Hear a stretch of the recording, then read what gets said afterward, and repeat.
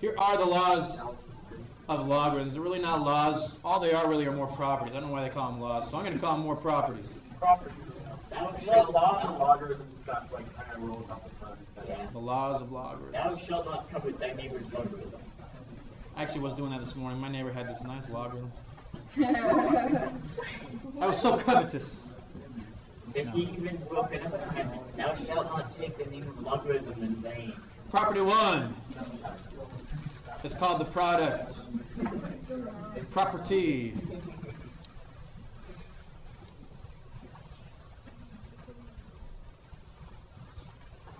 There's 3 of these, so leave room. There are 3 properties: the product property, the quotient property, and the power property.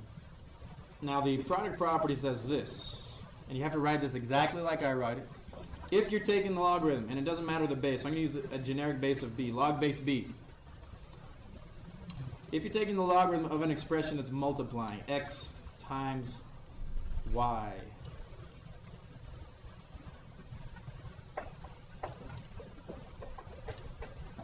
that's the same as this expression, log base b of x plus the log base b of y. Those two are equivalent to each other. Now it's going to be really helpful for you guys if you learn to read these properties going both ways. Quite often students just learn a property going from left to right, but these work both ways, so why don't you draw an arrow. If you start from the left and move to the right, that's called expanding. Because you started with 1 logarithm, but you ended up with 2. So you expanded the logarithm into 2. But if you start on the right side and end up with something on the left side, that's called condensing. Because you start with 2 logarithms and end up with 1. Raise your hand if this looks at all familiar from last year. It should. This was taught in Algebra 2. Okay. A couple of things that are important, especially when you're condensing. You have to check that the logarithms have the same base. If they don't, you can't condense it into a single logarithm. Okay? Now, how come if you're multiplying here, you add here? The proof, it's kind of a sophisticated proof, but just in general, logarithms are pretty closely related to exponentials and exponents. If I gave you this to do, 2 to the x times 2 to the y, do you remember how to simplify this? If you're multiplying terms, what do you do with the exponents? It'd be 2 to the x plus y. So that, I mean, exponentials and logarithms are very closely related. So if you're multiplying here, you add the exponent. Same thing here. If you're multiplying inside of an exponent or inside of a logarithmic expression, you add the 2 logarithms. It's very closely related to that as a proof. Property 2, quotient. The quotient property. Very similar. If you're taking the log of any base, this even applies to natural logs, by the way. Any logarithm. But what you're taking the logarithm is a quotient, x divided by y. Now, if you're dividing terms that have the same base, I'm talking about exponentials now. If you're dividing terms that have the same base, what do you do with their exponents? You subtract. So this property is very closely related to that. You're going to expand this into 2 separate logarithms using a subtract. So log base b of x minus the log base b of y. Again, moving from left to right is called expanding. If you move from right to left, that's condensing.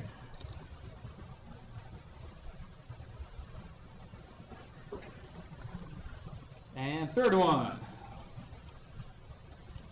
power property.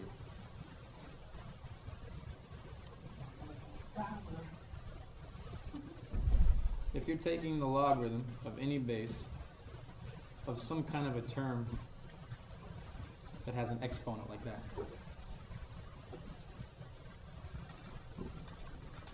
does this logarithm cancel with that base of x? How come? They don't have the same base, exactly. A lot of students just think, well, logarithms cancel any base. No, logarithms cancel the same base as its that's the base of that logarithm. So these don't cancel each other out. But there is still something you can do. Okay? if you can't cancel the base, you can at least take the exponent and drop it down in front of the logarithm, and it acts as just a multiplier in front of the logarithm.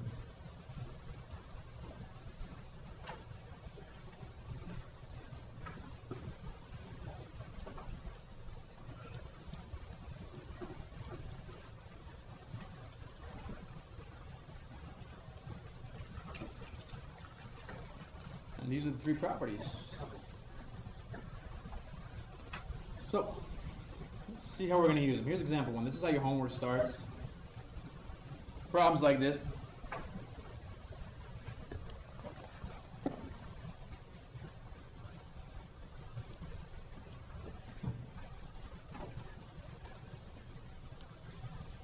Evaluate log base 4 of 2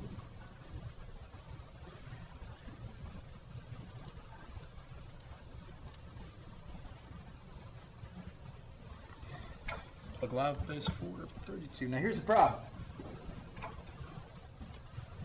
Is 32, this is what I'm looking at. Take a look at the screen here. Is 32 a power of 4? Can 32 be written as 4 to some power?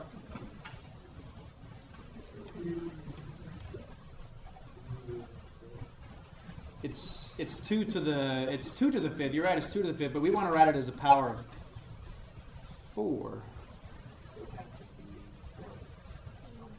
What I'm asking, is it possible to take 32 and write it as 4 to some power? The answer is no. 32 is not a power of 4. We could, I guess, over here, we could change 2 into what? You could change 2 into 4 to the 1/2, but why would this particular problem be in lesson 4.4? What if we just barely learned in 4.4? Product property. Take a look. We have two logarithms separated by a plus sign, and they have the same base, right? These both have a base of 4. So you're meant to condense these into a single logarithm. So right there, condense into single logarithm. This is going to be the log base 4 of 2 times 32.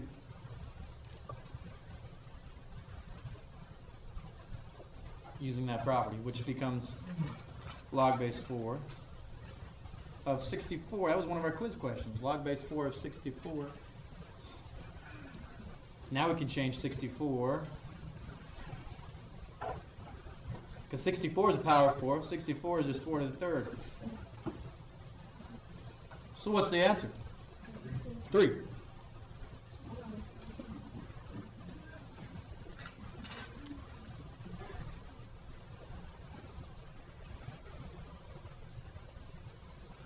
That would be the easy way to do that. You guys want to see another way that's harder?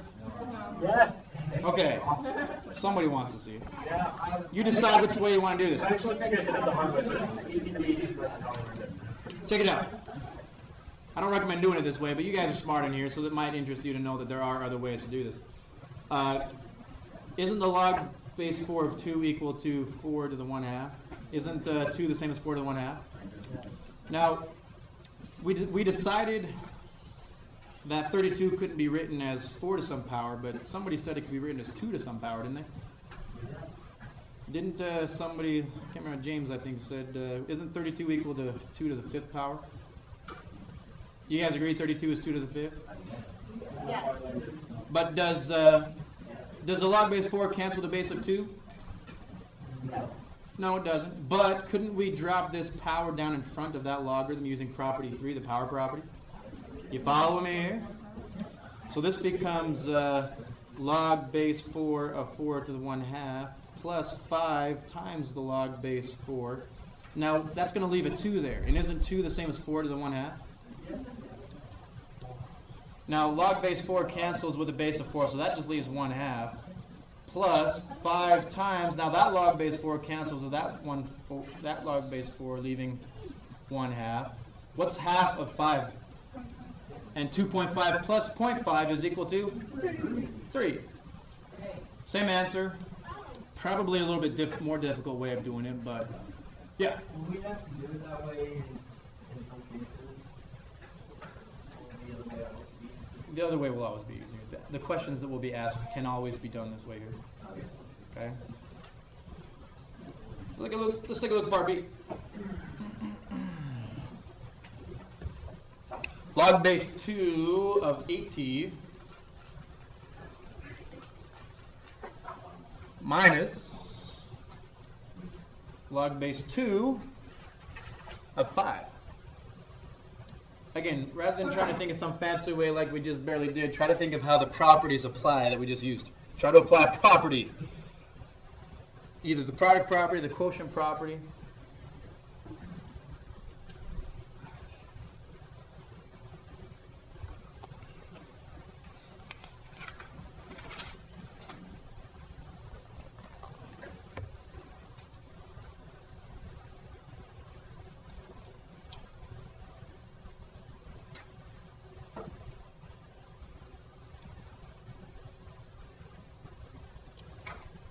Which property are we using here?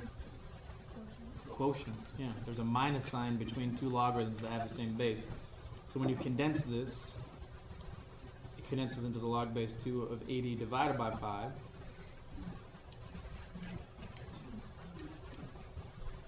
And then that's the log base 2. 80 divided by 5 is 16. And then 16 can change into the log base 2 of 2 to the 4th. And then the log base 2 cancels the base of 2, so it equals 4. Aren't these awesome? You don't need calculators for logarithms. You can do them all by hand. At least the ones that we do, you can do by hand. You do need calculators for most logarithms, actually. Totally contradictory what you just said. I know. Part C. We're going to use, well, this next one could be done in a number of ways, I guess. You choose which one you want to do. Negative 1/3 times the log of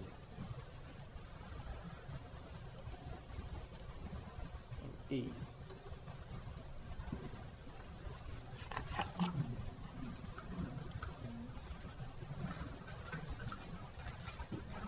Actually, you know what? We're going to have to hold up on this one. This comes after we're supposed to learn change of base. Sorry. We haven't learned change of, where's change of base? Oh, that's the second objective. Hold up on that one. We'll get back to you. Sorry, buddy. We'll come back. Example 2. Those examples that we just did were numerical. They all had numerical answers. These last ones are going to be algebraic, meaning they involve variables, x's and y's and z's. So you're not going to get an answer like x equals or 2 or 4. These are going to be algebraic expressions. So part A, right now we're just going to work on expanding. We'll do one step at a time. Expand the expression. A lot of these should look very familiar from last year. If you have the log base 4 of x squared times y. Expand into multiple logarithms. We'll start off easy here and get a little more complicated.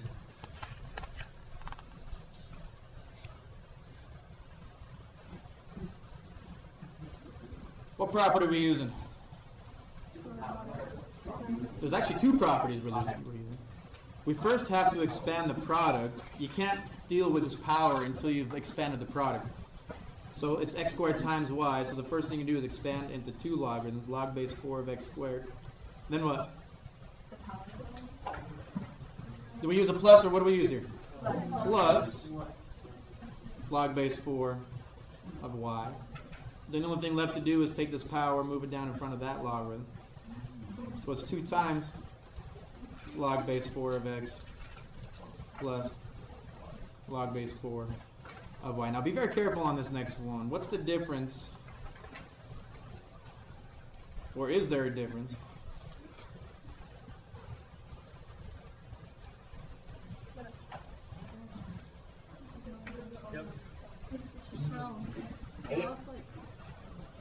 Because here we did the product property first, we expanded.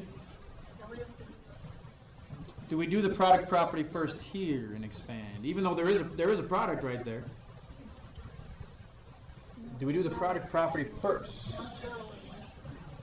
There are a couple of ways you could do this. Here's one way, and I think both ways are fine. One way is not easier than the other. You could actually start with the power property and take this exponent and move it down in front. You could start that way. This will be 2 times log base 4 of x times y. Now what could you do? Now you could expand. Now if you're going to do it this way, you've got to watch very, very closely to what I'm doing. Otherwise you'll make a mistake that a lot of students make. This is 2 times the whole expansion of log base 4 of x plus log base 4 of y. Why is it necessary to put it in parentheses? Because the 2 has to multiply both logarithms. Yeah. You just put 2 in front of both logs. That's what's going to happen here, yeah. So then the final answer is 2 times the log base 4 of x plus 2 times the log base 4 of y. That would be the final answer. There's one way to go about it. I think that's a great way. If you can remember that 2 goes in front of the entire expansion in parentheses. Here's the other way. You may make fewer mistakes this way. I don't know. Rather than applying the product property, rewrite it this way. Log base 4 of x squared y squared. Aren't those the same thing? Yeah. Instead of the exponent on the outside, apply the exponent to both terms on the inside. Now if you expand this, wouldn't you end up with the same thing? It's just another way of doing it. And maybe seeing it this way, it becomes clear that there should be a 2 in front of both logarithms.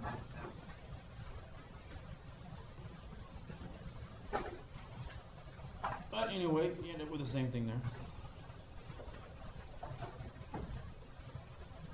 What about part C?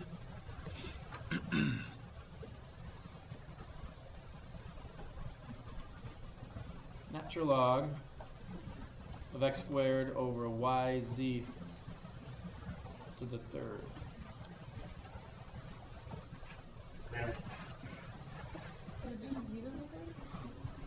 X squared over yz to the third.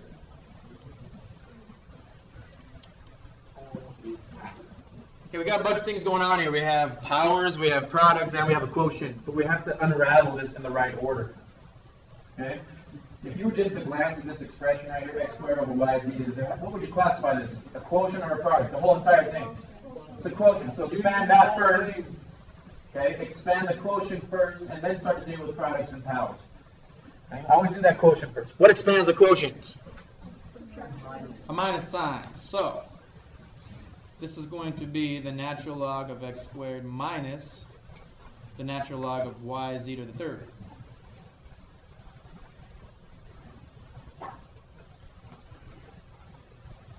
Now here's a crucial step that many students, at least the first time around, once they see it, they usually watch out for it. I'm going to write something that's wrong. You tell me where the mistake is. You ready?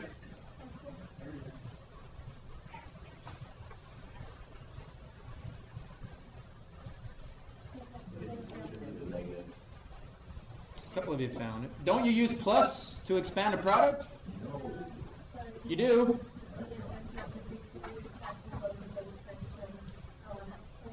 We're subtracting this entire thing here, so you have to subtract the entire thing there. The reason that makes a difference, once you distribute the minus sign, then what separates these two logarithms here? If you distribute that minus sign, it becomes natural log of x squared minus natural log of y minus natural log of z to the third. A lot of students forget that.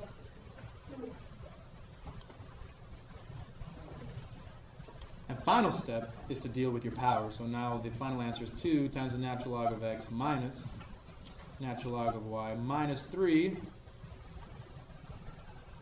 times the natural log of z. And again, in case you're wondering, why does this matter? Why is this better than what we started with? Doesn't what we started with actually look a little bit better? Yeah. The reason is next year in calculus, when you start taking derivatives and integrals, it's much easier to take the derivative of this than it is to take the derivative of that. Much easier. Okay? It's going to get a little more challenging. You ready?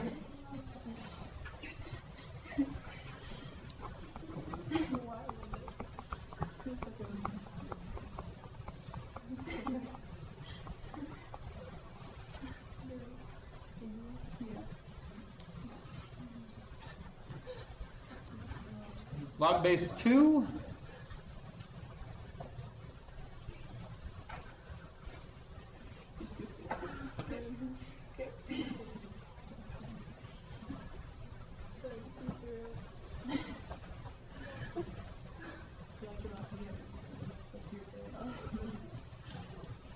Whoa.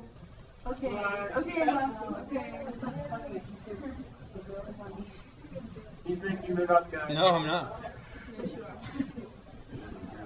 This is very similar to one of your test questions, actually. Okay. A square root inside of a square root inside of a square root. I will give you one hint, and I want to see how far you guys can get on your own. Here's the hint, you guys. Listen. Logarithms and radicals do not play nicely. Radicals are these sorts of things. They aren't friends. Okay? And we talked about this last time. If you have a logarithm and a radical, you always change the radical into its alternate. What's the alternate form of a radical? Oh, Powers of 1/2. Okay? That makes these problems so much easier. Radicals and logarithms don't mix very well. So how can we change that into an expression with only rational exponents?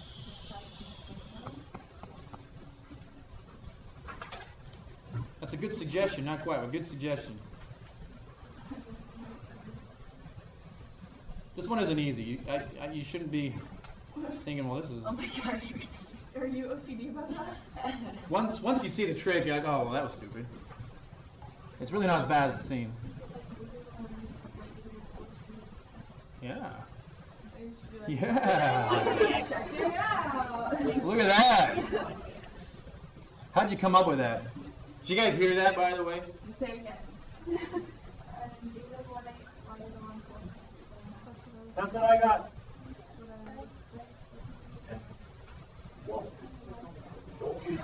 You still confused that. Hey.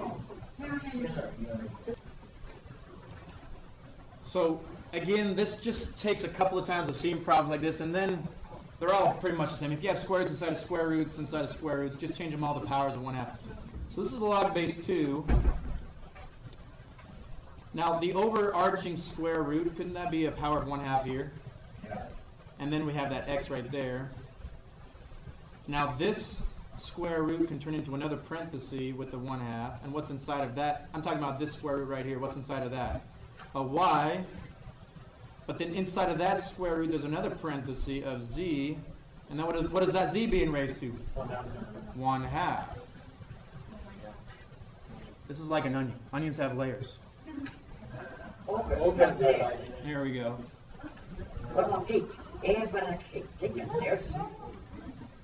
So, if we apply the correct properties of exponents, then x, what's the power that goes to x?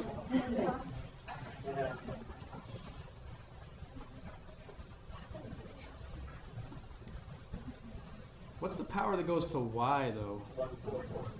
You're correct, but where did that 1/4 come from? Because this 1/2 goes to that 1/2, making 1/4, and that 1/4 gets applied to the y right there. So it's y to the 1/4. Now this 1/2 goes to that 1/2, making 1/4, and then that 1/4 goes to that 1/2, making 1/8. And where does the 1/8 go? To the z. Exponents play so much nicer with logarithms than radicals. Okay, so now that we have it written in this form, now what can we do? All of these are forming products, right? Product rule. So this becomes log base 2 of x to the 1/2 plus log base 2 of y 1/4 plus log base 2 of z to the 1/8. See, was it as bad as you thought it was going to be? But you're not done yet. We're still not done, but you just take the exponents, move them down in front. So this is 1/2 times the log base 2 of x plus 1/4 log base 2 of y plus 1/8 log base 2 of z. Ooh, give yourselves a big pat on the back.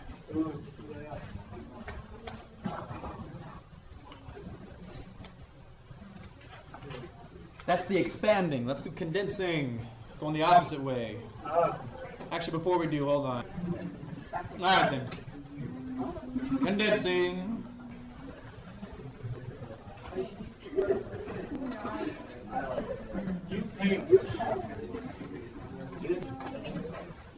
Condensing.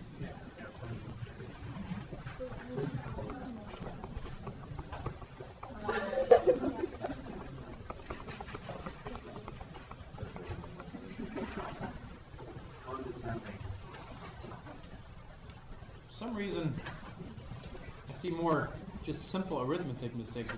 Example 3. Condense into a single log. These actually are what we're going to use more of this year. What we just did, you're going to use next year in calculus, but what we're doing now, you're going to use a lot of next time when we solve equations. It's good to know how to do both, but this is the more important of the topics, condensing. So let's say we have 3 times the log base 2 of x minus 1/2 times the log base 2 of y minus log base 2 of z.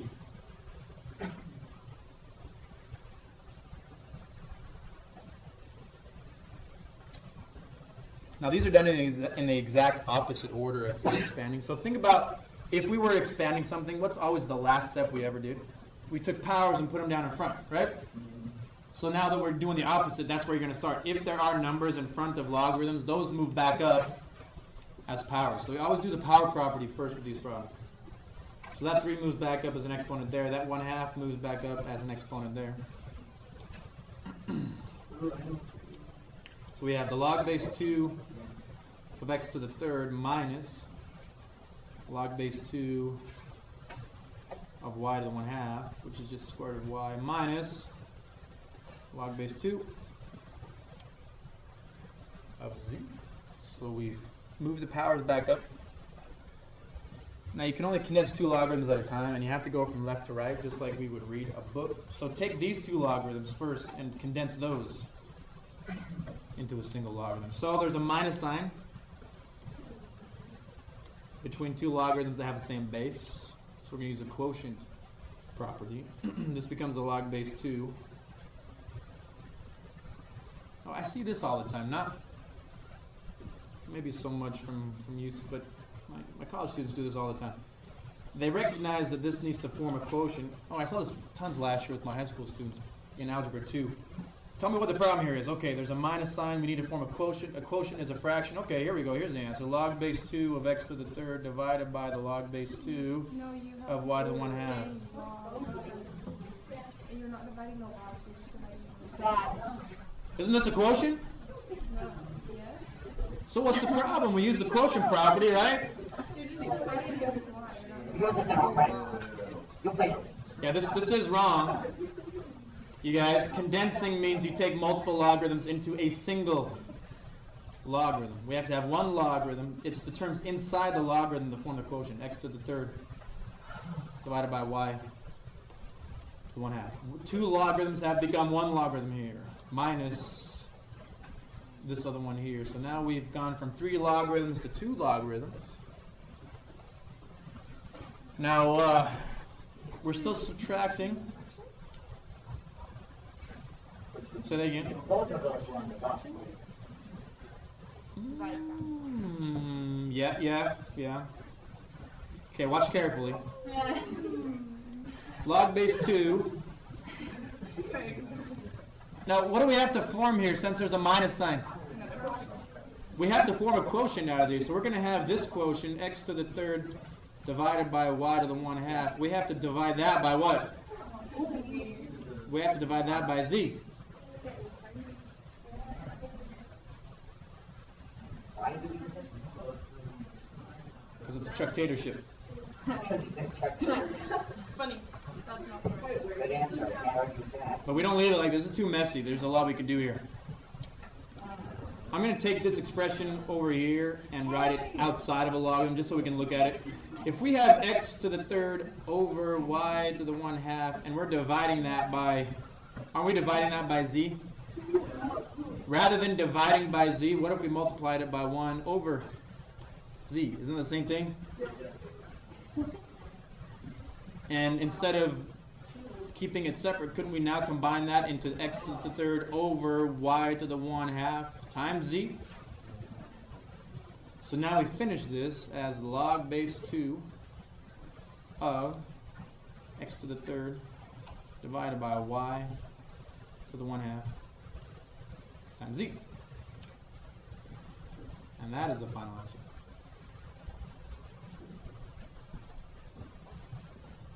Wait, wait.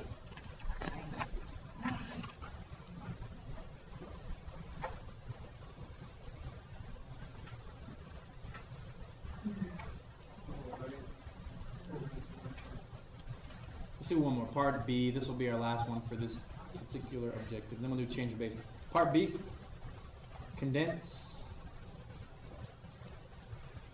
log of x plus 2 log y minus 3 log z. See how far you can get on your own for that one.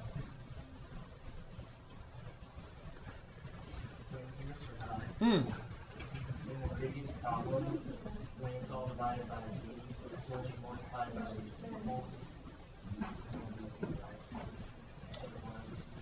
Well, it was dividing by z. The whole thing was being divided by z. So then we multiplied by the reciprocal. That's why the z came to the bottom. Does that make sense?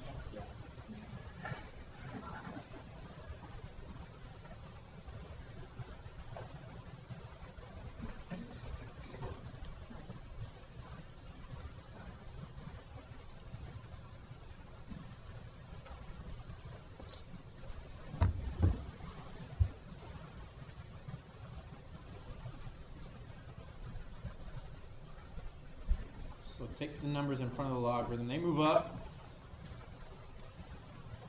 Log of x plus log y squared minus log of z to the third. Now we take the first two logarithms, condense those into a single logarithm of log times product x times y squared. Now we minus that second logarithm there. Now because there's a minus sign between the two logarithms, now they have to form a quotient. This is the numerator, xy squared is the numerator, z to the third is the denominator. Final answer is log of xy squared over z to the third. Now, I want you to just be quiet for 30 seconds. Look at part A and part B. Can anybody, and don't yell it out loud, just think, and if you find it quickly, just be quiet for a second. Can anybody think of some kind of a pattern where the sign in front of the logarithm determines where that particular term goes in the fraction, if you know what I mean? Take a look at part A. Take a look at part B. Does the sign in front of the logarithm have anything to do with where that particular term ends up in the final answer? Think about it. Okay. Look at both part A and part B. See if you can find a pattern.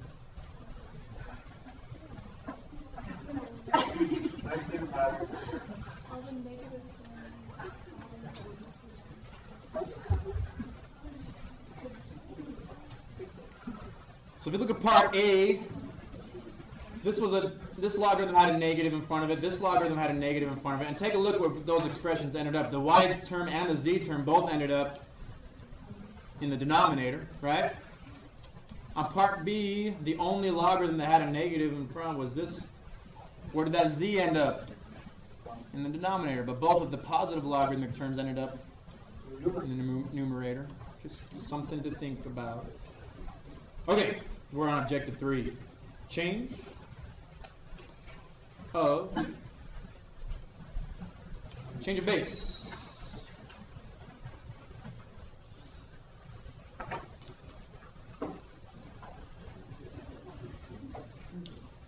This is actually very useful to know. Unfortunately, not so much this year, because it only applies when you're using a calculator. But on the ACT, oh, it is a short day. We have 3 minutes. Yes, we do have time. On the ACT, you guys can use calculators, right? Yeah. Here's the problem. Are you listening carefully? Most calculators, okay, most calculators only do log base 10 or natural log. Most calculators only do these two particular logarithms, and that's it. Some of the newer ones you're buying nowadays may be able to do logarithms of other bases, but most likely not. Okay? And that's a problem. If I asked you to tell me the exact value of log base 2 of 5, the exact value, okay, on a calculator, most calculators don't do log base 2. Okay? And that's a problem. So there's something called the change of base. Change of base formula. Okay? If you're taking the log base b of a, those two things don't match up, do they? Log base b of a? No. Here's the change of base formula, though. This is exactly equal to the log of a divided by the log of b. Now, if you're looking closely, you might see what's happened here. The base of the logarithm we started with was a log base b, but what's the base of both logarithms we have now? And most calculators can do a log base 10. Okay? So this problem that I asked you to do, log base 2 of 5, can't be done on most calculators, but if you use this change of base formula, what can we turn it into? Log of 5 divided by log of 2. That can be done on a calculator. And those two things, these two things here are equivalent. Okay? It also, you could also have changed just these common logarithms to natural logs. The log base 2 of 5 is also the exact same thing as the natural log of 5 divided by the natural log of 2. Those two things are exactly the same.